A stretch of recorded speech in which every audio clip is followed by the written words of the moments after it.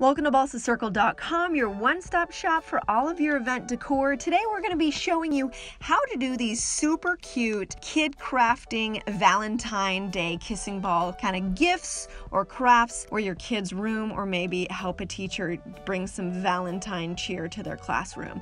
Here is our list. If you want to look at all the ribbons and things that we use, make sure you just pause the video. We have quite a few assortments of colors and textures, so go ahead and just do that. So starting with this 5 to 6 inch pre-made silk open roses kissing ball, there's all sorts of sizes. So we're using this 2-inch wide pink decorative mesh ribbon, and we're crossing it over. All we did is we just made little loops that are kind of like a figure 8 and stacked them, 2 separate ones so they make a cross at the end. And then we're going to be doing another 2 set with these 7 and 8 inch red organza ribbons with satin edges. Now you're going to manipulate the size and keep comparing it on top of that kissing ball, because you know, some of us have obviously different opinions. We all have different opinions, not some of us, and you're going to want to have that bow stick out a little bit more, maybe droop a little bit more, or make them a little bit more fuller and shorter. It's whatever that you want. And once you find that length or that size, just put a pin in it to secure it into place. Do not put it all the way in yet, because we're going to be adding a little bit more fun to this. Now we're moving on to our 1/8 red sequin trim ribbon. Now, mind you, you don't have to use just 2 of each. However, we didn't want it to be too rambunctious, but we wanted it to have a little bit of flair there. Now, this is just the beginning.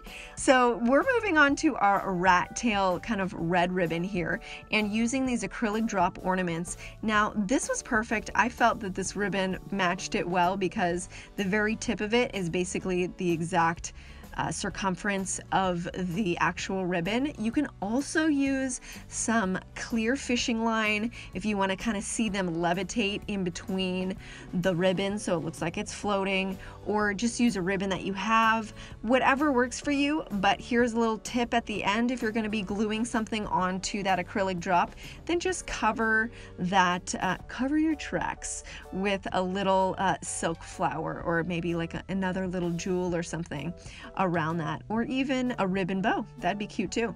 So you can just, it's all about DIYing is all about putting things together and just making it really cute. So once that's done, then you want to make sure that they're hanging at different heights, so it gives the whole look a little bit more of character and depth. So once again, I pushed the pin all the way in, and I was like, oh hey, why don't we add another ribbon? So mind you, keep that pin halfway through. And the pin that we used was one that you would use kind of like for a boutonniere, with those pins to secure flowers onto a vest. Those are the kind of pins, but you can use really any pins, any sewing pins.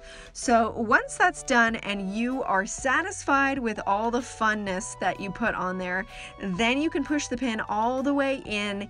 And now for the final touch, we're going to be putting a little loop on the top, one more pin up there, and that way you can hang it on a door, you can give it to a teacher, she can hang it to so many different things, or like I said, a neighbor, friend. This is so cute. It takes little to no time, and it's very, very precious. If you would, I know the kids give all the Valentine cards to all their friends and stuff, but if you had a little something special for a teacher, this would melt their heart absolutely, and it doesn't take much time. And I'm sure you have a lot of different ribbons and stuff around the house too. Hopefully you guys enjoyed this video. Make sure you like it, share it with a friend, and subscribe for all of your creative decor and event ideas. Until next time, stay creative.